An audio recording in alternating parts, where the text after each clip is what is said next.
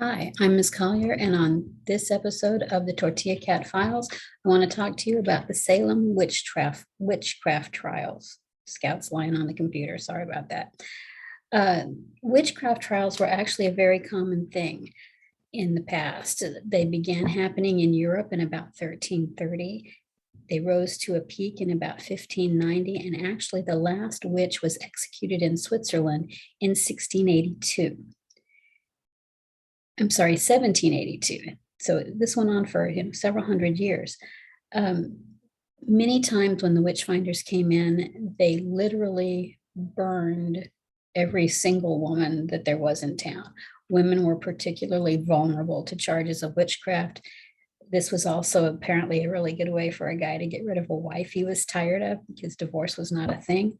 So, and basically, if you were accused of witchcraft, probably you were going to die one way or the other. In Europe, they burned witches. There's a little bit difference that goes on in America. The colony of Salem was founded in 1626. Now, King James II of England revoked the Massachusetts Bay Charter on October the 23rd, 1684, for a lot of kind of strange reasons. That meant that there was some real confusion about which laws were in effect, because the charter is the governing paper, the governing list of laws and things that go on.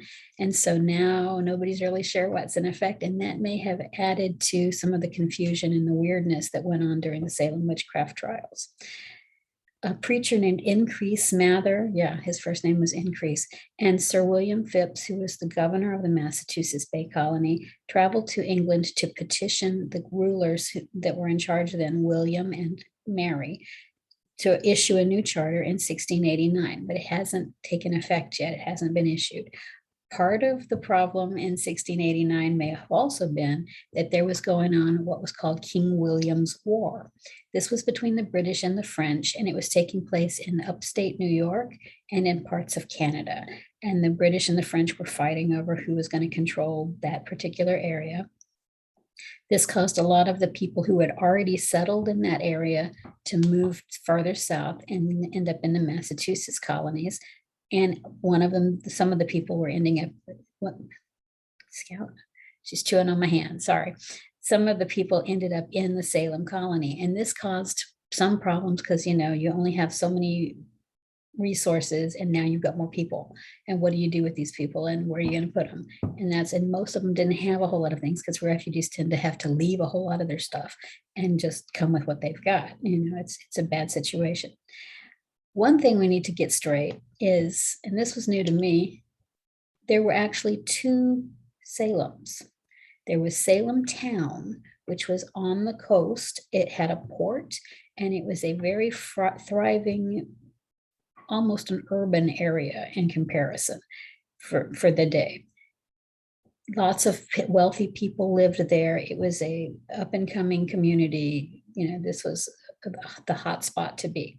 Salem Village was about 10 miles inland. It was much more rural. It was farming oriented. It was basically the people in Salem town considered this to be where they got all of their food, and that's all that they were. They were connected. Salem Village, High Bass, did not have its own government. It was part of Salem town, but they were quite a bit away. 10 miles doesn't sound like anything to us, but 10 miles when you're walking or you're riding a horse is a long way.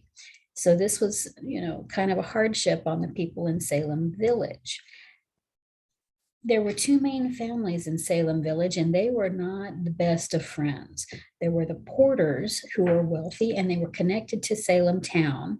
And then there were the Putnams, who were not as wealthy and not as well connected, but still fairly powerful. And they wanted to run things in Salem Village, and they wanted Salem Village to have its own government, and they pretty much wanted to be in charge of it. They were not apparently the most pleasant group of people, and they were always arguing with each other. And the Putnams particularly would take people to court and sue them over property rights, over, my cow died and it's your fault, that kind of thing. They were a litigious group of people. The Putnams were also responsible for bringing in a man named Samuel Parris, who was going to become the new minister for Salem. He was originally from Boston, but he had lived in Barbados, which is one of the Spice Islands out in the Caribbean. And when he returned to America from Barbados, he brought two slaves with him. Their names were Tituba, that was a woman, and John Indian, who was a man. We're not clear on if these were Black slaves from Africa or if they were West Indian slaves from the Caribbean islands. It doesn't really matter that much. It's just kind of a curiosity. And there's some reports say that this was a married couple. Some reports say they were not. There's not a lot of information about these two people, mostly because they were slaves and so they had no standing, and they were considered to not even be really human at that point. This was a terrible attitude that people had. Samuel Parris also had a family that consisted of his wife, 3 children, and his niece.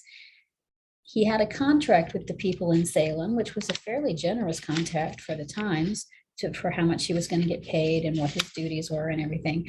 But fairly early on in the relationship, he decided that he wanted to own the parsonage also.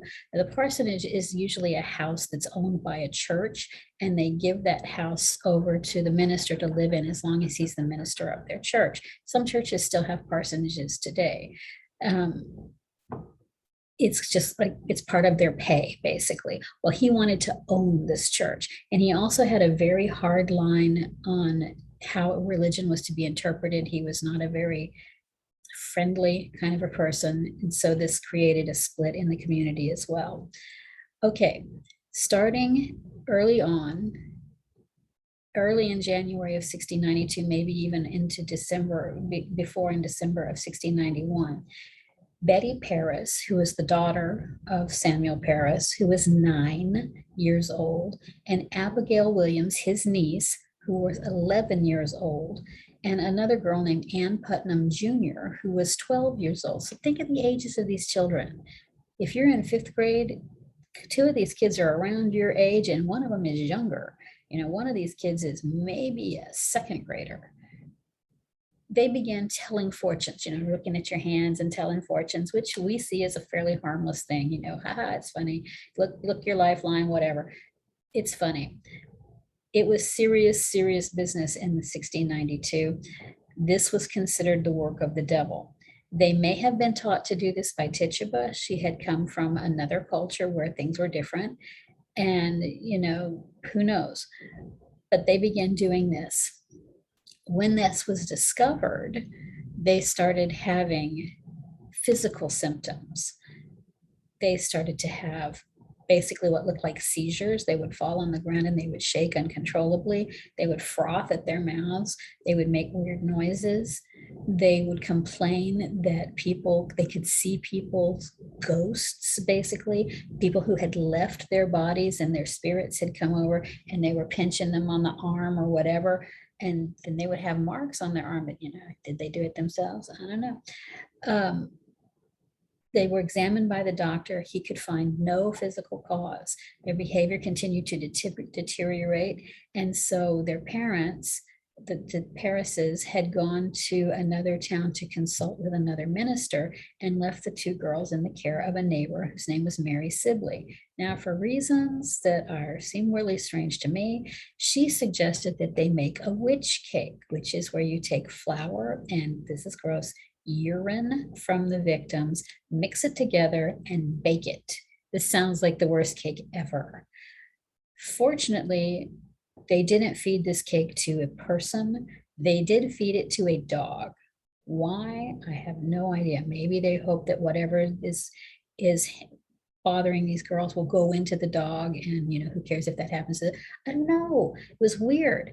So Tituba actually was the one who baked the cake. Samuel Parris found out about this when he got home, and he was very angry, and he punished Tituba. On February 29th, the 2 girls, Betty and Abigail, named, and now Ann Putnam also, named as witches who were tormenting tormenting them: Tituba, Sarah Good, and Sarah Osborne. Sarah Good was a homeless woman. She was fairly unpopular because she had a really bad temper. Sarah Osborne had actually been a widow and then had married her indentured servant. An indentured servant was not a slave. They were somebody that had contracted for so many years to work, and then after that many years they would be released. But he was still considered to be very low class, and this was not the done thing. This was odd behavior, and so she was kind of on the outskirts of society. Also, these were people who were marginalized. One of them was a slave, one of them was homeless, and one of them had done some things that everybody kind of looked at like, we wouldn't act like that. That's not the way we behave. So these were marginalized women.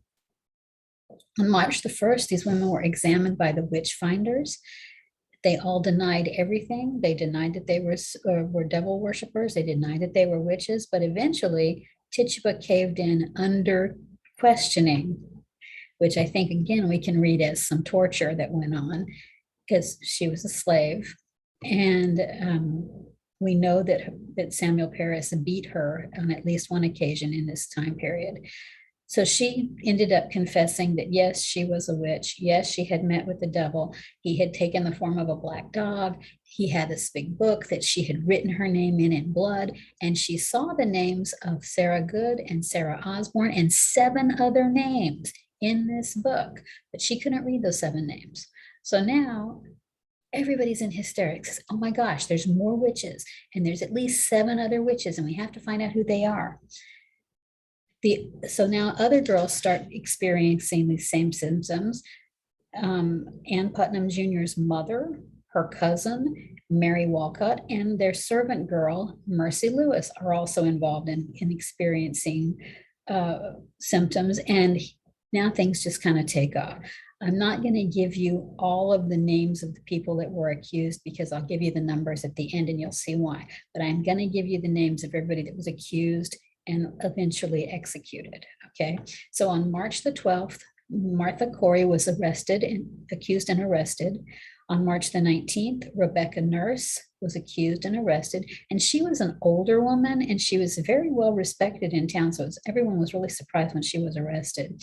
On March the 23rd, 4-year-old Dorcas Good, who was the daughter of Sarah Good, was accused and arrested for witchcraft. On April the 3rd, Sarah Kleiss, who was Rebecca Nurse's sister, was accused and arrested after she had defended her sister. The arrests continue happening. On May the 20th, Sarah Osborne actually dies in jail. The jails were horrible. They were basically just big rooms that people were locked into. If you didn't have family to bring you food or money to pay for food, you pretty much didn't get a whole lot of food. It was a horrible conditions. And so Sarah Osborne died in in jail. On May the 27th of 1692, court was called into session by Sir William Phips, again, who was the governor of Massachusetts Bay Colony.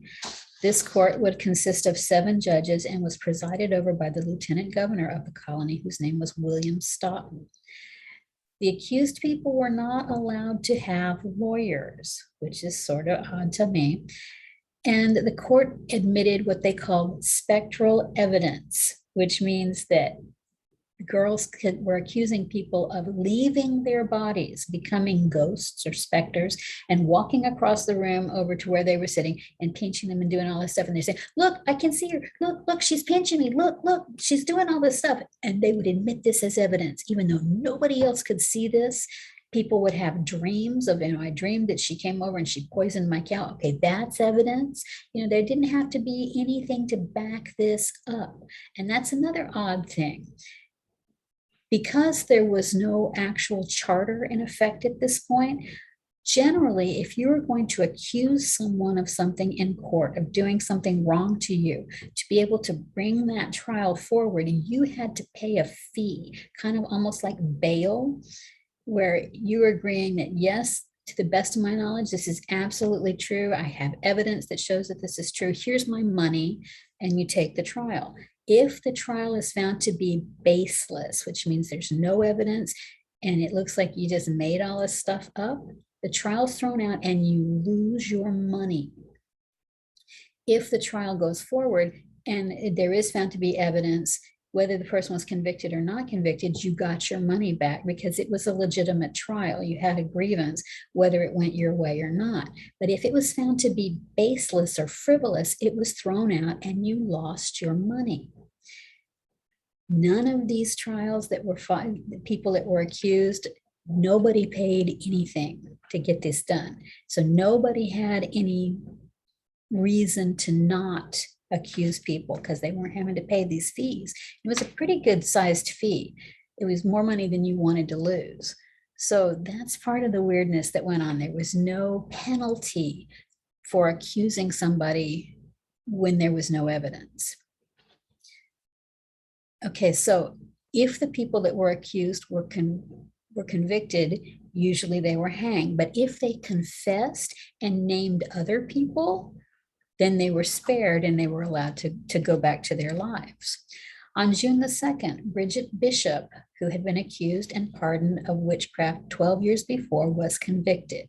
She was the first person to be hanged. She was hanged on June the 10th.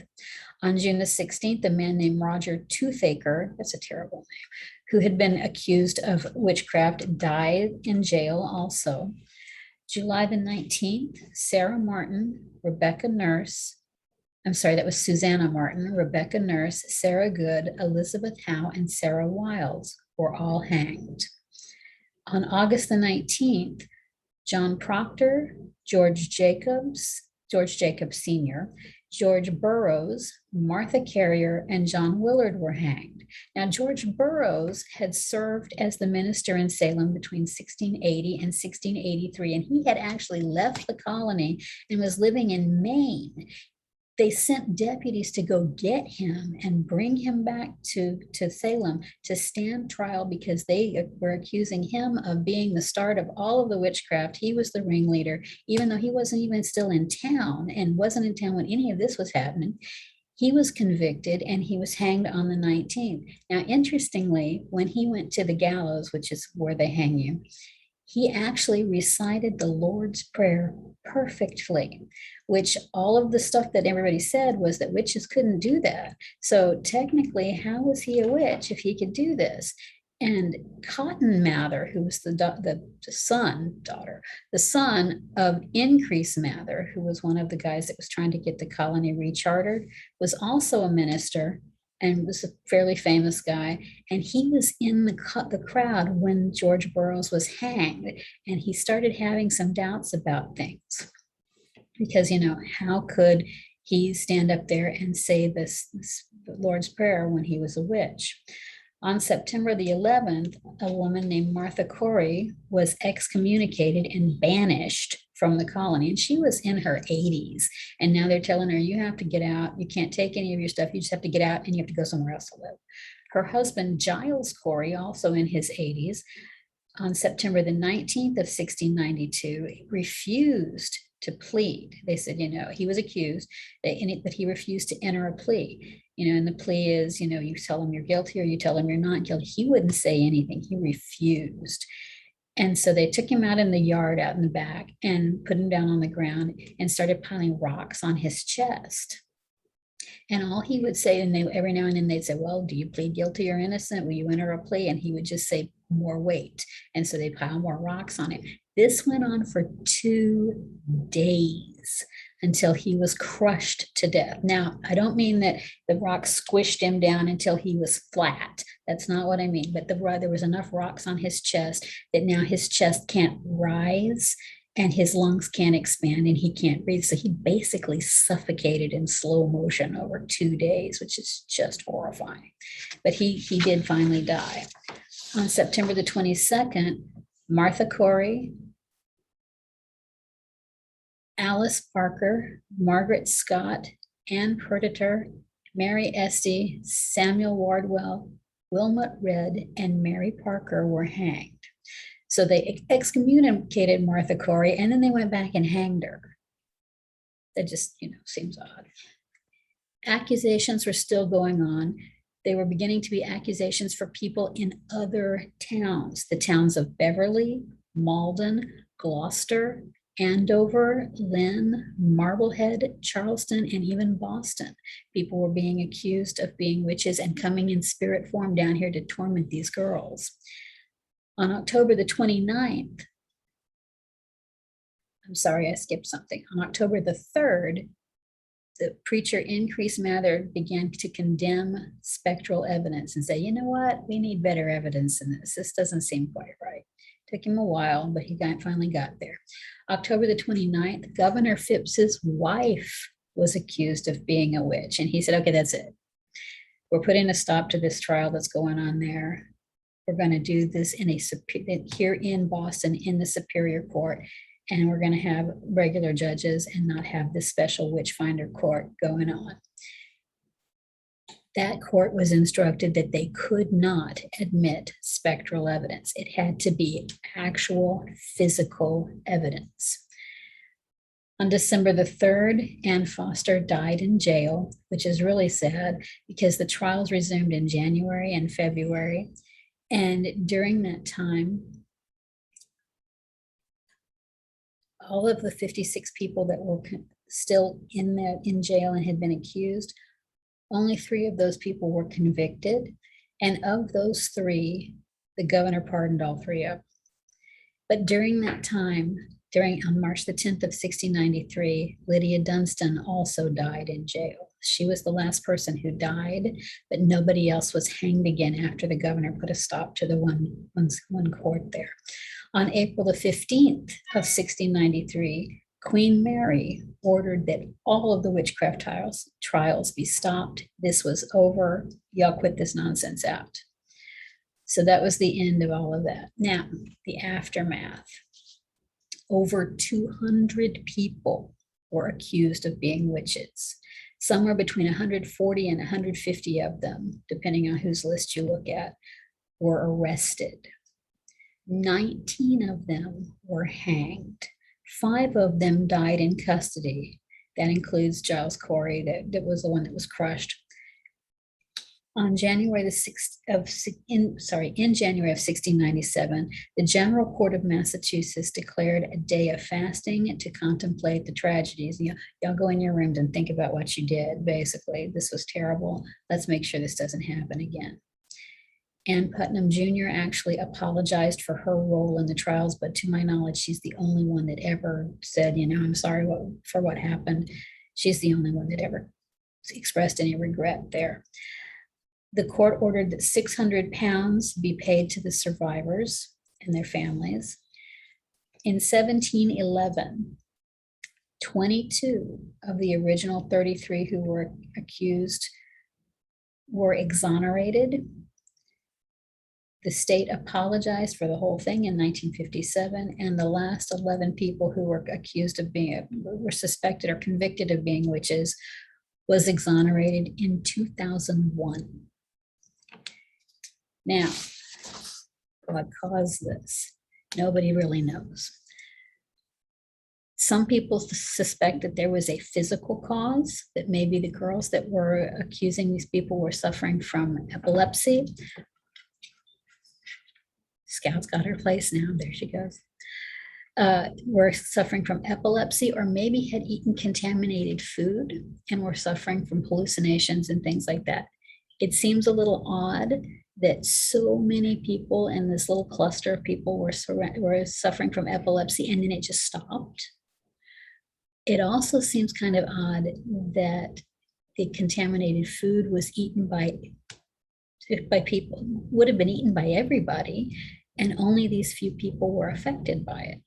So that kind of seems odd. Another thing to consider is the place of women in Puritan society. Women basically got married, they had children, they worked until they died. That's what they did. They didn't have jobs where they got paid money. They did not own any property. They were almost considered property of their husbands. Or if they were not married, they were property of their fathers. They had no rights. Women were only educated in Puritan society because they wanted to be taught, they should be taught to read so they could read the Bible. That's all they were educated for. That was it. That's all they needed to know how to do. So maybe this was a place where some little girls, and we know kids like attention, everybody likes attention. Maybe this was a place where some little girls saw a place where they could get some power and they could get some attention. You see lots of movies that are made of this, and they always make the girls to be around 20 or late teens. These were little girls. The youngest of them was 9. Keep that in mind. I suggest that if you're interested in this, you read some books about this. There are lots of good books out there. Talk to your librarian. She can help you, or he can help you, depending on who your librarian is. Very interesting stuff. That's all I have for you today. If you liked this episode, let me know. Let me know what you would like me to talk about in the future. Thank you for being with me. I'll see you next time on the Tortilla Cat Files.